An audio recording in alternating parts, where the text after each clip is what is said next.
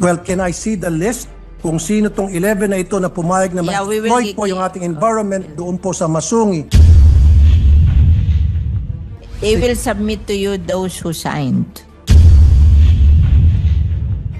What? But right now, Alam nyo, miski eyepiece, ano din yan eh. Nai-influence din yan eh. ay dapat hindi. Ay nako, tell it to the Marines. Sorry.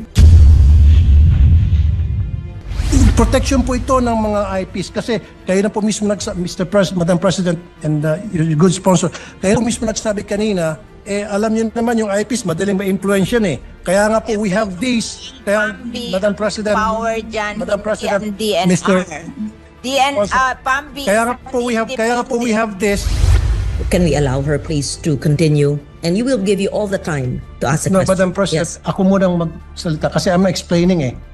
Inagaw niya po yung time ko eh. I was the one explaining and my witness is the We minority leader. suspend session for a minute. Now, last but not the least, ito na po yung sinasabi niyo kanina. Masungi Conservation Area, Ancestral Domain. Sabi sa'yo, last but not the least, the Masungi. Ito. Okay.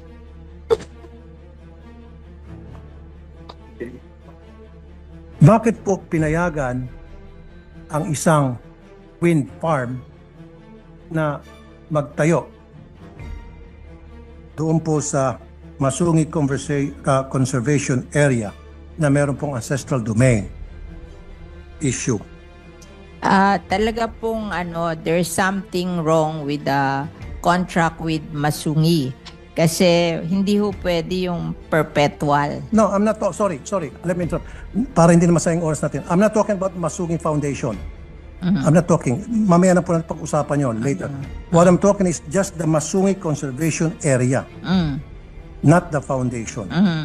So, despite the fact na ito po ay declared as ancestral domain at meron pong nagkiklaim ng mga IPs at under proclamation number 1636, it was declared as a sanctuary, wildlife sanctuary and game preserve at hindi po dapat pwedeng panghimasukan ng anumang commercial activities, explorations, exploitations, etc.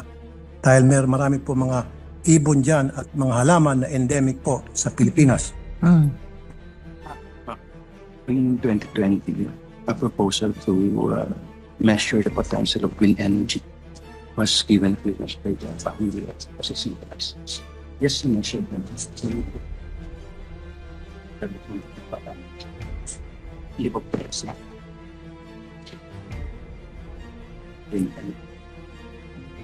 What are we talking here about the wind energy that they want to do in Masungi? The wind farm, Mr. President? the Vena, Mr. President, Madam Sponsor, the Vena Energy is what I'm talking about. The Vena Energy that was given permit by PAMBI to put up their structure. Ayun. You met mas po sa measuring In fact, if I may add, while you're doing your research, DNR Administrative Order number 33, okay, May 10, 1993. Masungi Rock and its vicinity specifically bounded by longitudes 121 degrees, 17 degrees to 121 degrees, 21 east, west, anyway, etc. It says here, declared a strict nature reserve and wildlife sanctuary in accordance with the provision of RA 7586, otherwise known as National Integrated Protected Area System Act of 1992. At wala pa pong bagong DAO or Department or DNR Administrative Order or na magsusupersede nito. Sabi po, wind It was signed energy. Mr. Secretary Alcala. I'm sorry, Madam President. Mr. President, sabi po yung wind energy is allowed because it's Multiple use. renewable energy. But wala pa daw permit yan. Parang mag-i-study pa lang kung ano yung potential ng wind energy. Yun lang ang ibinigay nila. They cannot operate yet. Parang yung PAMBI, ang ibinigay lang is a study of the potential of the wind energy in Masungi. No, it shouldn't. It shouldn't be. dapat in the first place wala pong gagawing study doon kasi naghukay na po eh. Marami na pong structure doon. And I have pictures to show. What are the pictures?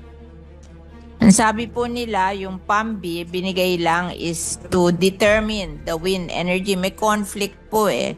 Ewan lang natin kung yung binigyan ng permit to measure the potential of wind energy, kung dinisobey nila na nagawa na sila doon. Pero it is based on a study lang. Madam President, meron na po mga struktura doon. Nag-umpisa na sila na maglalagay ng Part ba yun ng wind Masungi? farm doon. Yung nilagay daw po doon, hindi part ng Masungi, sa Pililya daw yon. It's not part of the legislated protected area. Yung Yes. pinaglagyan ng mga improvements na yon. It's beyond the legislated protected I'll area. help you, Madam Sponsor. What happened was, ginamit ng PAMBI yung Section 25 ng Republic Act 11038 INIPAS 2018 as amended. What does it say doon po sa Section 25? Special uses with protected areas. Assumption yun. So nagkaroon po, because of PAMBI, binigyan po yung PAMBI sa batas na ito, nagkaroon ng amendment na para ideklara kahit isang protected area na into multi-use. And this has to be amended.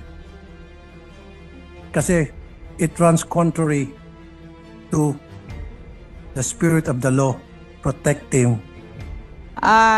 They want Our to environment. study and investigate what happened because of your contention. Can you give us yung study nyo para a copy lang of the study so they can investigate kung there was a violation of the law? The area kasi is a strict protected zone, Mr. President, Madam Sponsor. And having said that, DNR should know better na if it's a strictly protected zone, hindi dapat nila panghimasukan yan. Nagagalit siya kasi Hindi dapat nila inisip kahit na renewable energy na manghimasok yan. I don't have any problem with renewable energy na para mag-proliferate sa bansa natin because me being the chairman of the Committee on Energy, payag po ako sa renewable energy pero dapat ilagay natin sa lugar. Huwag po doon sa mga protected area, especially po na meron pong mga ancestral domain issue na dahil misplaced po yung mga IPs natin na walang mga boses at walang mga kalaban-laban, pinagsisipalang pinapalayas doon sa kanilang ancestral domain dahil sa ngalan ng development aka salapi.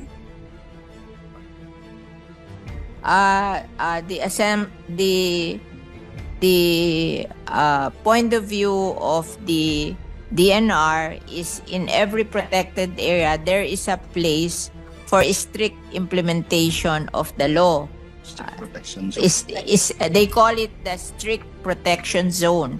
Tapos there are also areas in the protected area, yung tawag nila multi-purpose, multi-use zone. Yes. So hindi naman nila pinayagan do sa strict protection zone.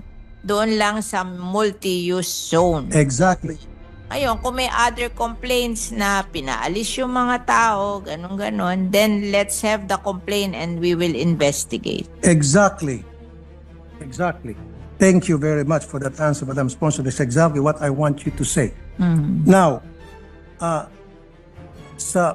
ang nangyari kasi, nagkaroon po ng multi-use zone, classify po ng DNR using Section 25 of the INIPAS law as amended 2018 from Republic Act 7586 of the NIPAS Act of 1992. Now, yan po, hindi ko na pwedeng contest yan dahil batas po yan. Okay? I will not contest. However, nakasaad dito, para ang PAMBI ay payagan na mag-classify na multi-use sa isang strictly protected area, kailangan, ito na po yung minention nyo kanina, Madam Sponsor, members of the PAMBI board, which consists of DNR Regional Director, Governor, Senator of the Republic of the Philippines who is duly registered resident of the province,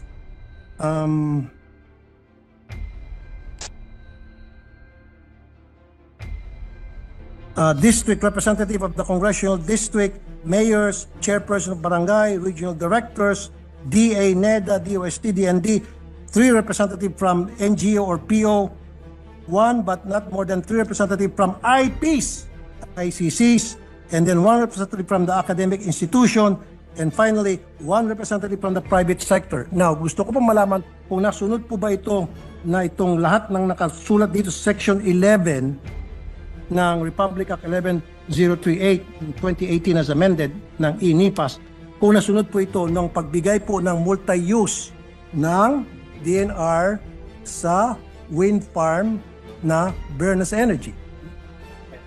Bena Energy. Kung nasunod po. Nandiyan daw po lahat yan nung magbigay ng permit.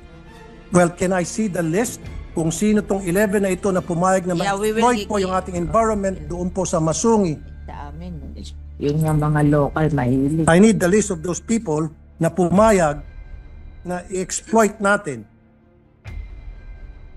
itong tinatawag nating Masungi Conservation Area na which is declared as a strictly protected area. So itong 11 members na nag-sign, members of the board sa PAMBI allowing exploitation of Masungi, I need a list of those people and their signatures. And very important to me is yung pong IPs. Meron po bang pumirma na IPs? Meron ba? Meron. I need a list and I need the They will submit to you those who signed. What? But right now, Kasi pero ho yan, I'm warning you that yan, majority wins. Di ba? Kahit na hindi pumirman lahat, kung majority pumirma, panalo yun. Oh. I know. Pero ang selection process niyo kailangan meron pong IPs. Ayun, on. pinafollow. Kaya nga, paano po sinelect yung IPs? May I know? Oh. From the experts?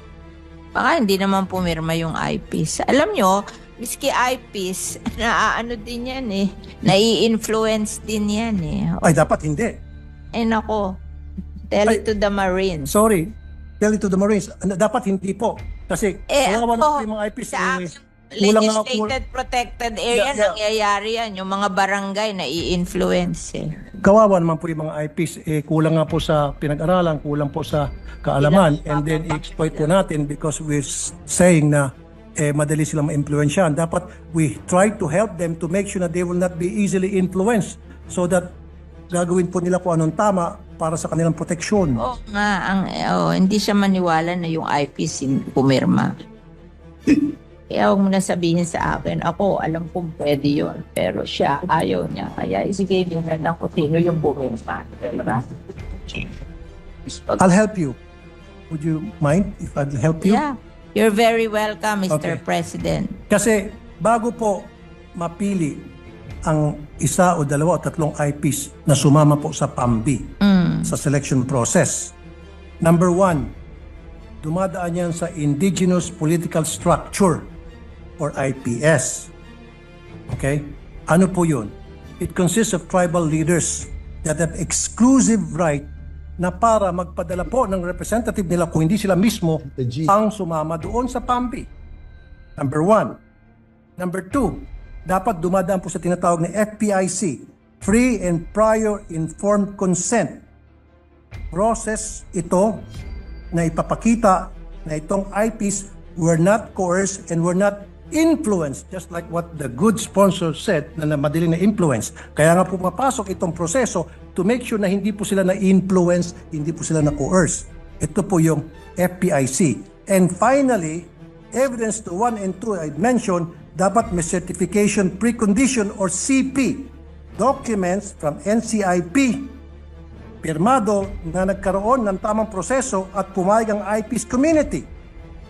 In the absence of these 3, then invalid po yung pag-recruit nyo ng IPs para maging member ng PAMBI's board.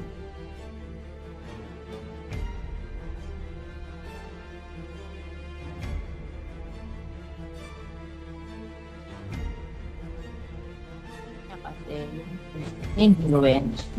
If ano naman niya, precondition na yun. Na kailangan yung pinayag. Yes, diba? Ipakita mo na lang mga papeles para pa-convince siya. Kasi hindi natin yun yung free condition notion na siya diba?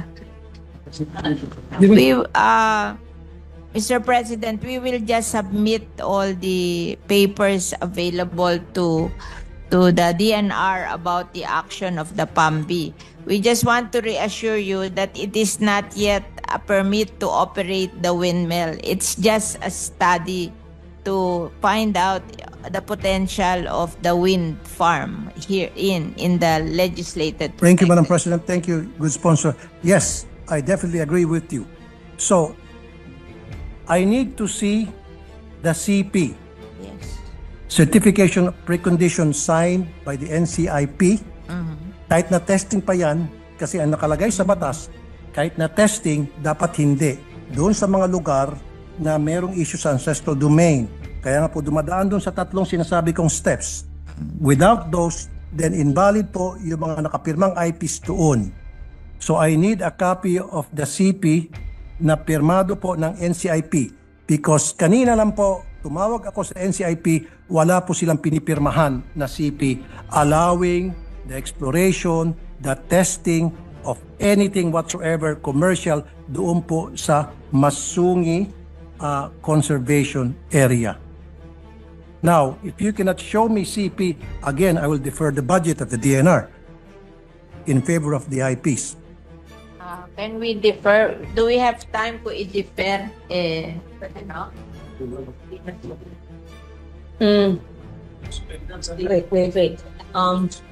Wait. If the sponsor has a query, we suspend session first. However, for now, yeah, if the DNR wish to, they can submit to me, copies of those documents that they said they're trying to research now, and they are going to show me, especially those last documents that I requested, the certification of precondition signed by the NCIP. Now, if they're saying na meron po silang ganon, then I need the person that will show me the CP na signed ng NCIP, put that person under oath na yan ay valid documents, at kapag napatunayan na hindi valid yan, siya po'y makukulong, makakasuhan dahil I just spoke to the NCIP people, main office and regional offices, wala po silang ini-issue yung CP. Now, kung sinasabi, otherwise sinasabi ng DNR na meron, then let's see. Yes, we recognize Senator Villar. Yes. They were the DNR was saying that what the IP signed is to make the study. There is no permit yet to implement the project. So when you cannot ask for the NCIP commitment because that is given when there is a project. But ito parang permit lang to study the project. So, ang pumirma lang yung IPs, yung IP representative. Kaya nga po, para makapagpirma ang isang IP representative, dumaan po dapat doon sa tatlong process na minention ko po. Number one, dapat may tinatawag na indigenous political structure. Tribal leaders po ang mag-assign, mag-designate kung sino ang allowed na mag-represent doon sa tribal group nila. Number two, meron po yung tinatawag na free and prior informed consent to make sure po na ito po yung process ng NCIP to make sure na itong IPs were not influenced and were not coerced. And then finally, dapat po meron pong evidence of 1 and 2 that really happened, certification of precondition. Ito po isang documentation from NCIP to make sure, to ensure na nagkaroon po ng tamang proseso, and this should be signed na pumayag po yung IPs, and this document should be signed by the NCIP committee. Now, sabi niyo po, ang ginagawa ay testing pa lamang. Even though testing pa lamang, dapat po merong paalam sa mga IPs kahit testing pa lamang po yan. Mr. President, it is not the power of the DNR to appoint the IPs or to see to it that the right IPs are represented in the PAMBI. It's the PAMBI who will decide if they will accept the representation of the IPs. So, hindi po natin marirequire ang DNR doon kasi may right ang PAMBI to choose kung sino ang magiging member ng PAMBIs. It's according to the law. Madam President and the good sponsor, yes, kasi once na ginamit niyo po yung IPs, meron pong batas ang IPs sa pamagitan ng tribal group nila. You cannot just go to the IPs and approach them and say, hey, you, I want you to be... No. Kailangan po may proseso So, talaga. ang sinasabi ng this is the law. DNR, hindi sila magpo-provide ng information na yon, kundi yung PAMBI. Kasi sila yung nag-approve na Kaya yun nga ang po, member ng PAMBI. Exactly. So, the DNR cannot produce that document. It's the PAMBI. Yes, Of Madam the President. The PAMBI, Masungi. yes, the PAMBI are the ones, base po dun sa batas na binanggit ko kanina, Kaso ang member ng PAMBI, hindi naman lang DNR. Marami. Oo, may Yeah, local but since government. there's an may issue, NGO. Madam President, good sponsor, since meron pong issue ng ancestral domain at ang IPs po dapat dito ay ginagalang, nirespeto, recognize. So, kailangan po talaga kasama sila doon po sa pagbuo nitong PAMBI Board of Directors para doon sa isang project. Opo. Okay. Now, sabi ko rito, sabi sa batas ng IPs, dapat meron pong tinatawag na selection process at dumadaan po yan sa IPS. Tribal leaders ang pumipili kung sino sa kanilang miyembro ang pwede, binibigyan ng authority ang pwedeng mag-witness o maging member ng PAMBI.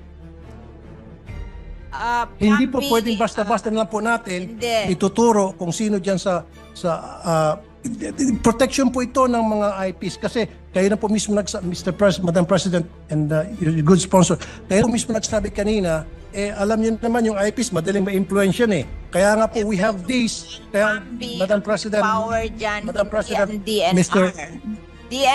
PAMBI. Kaya nga po we have this.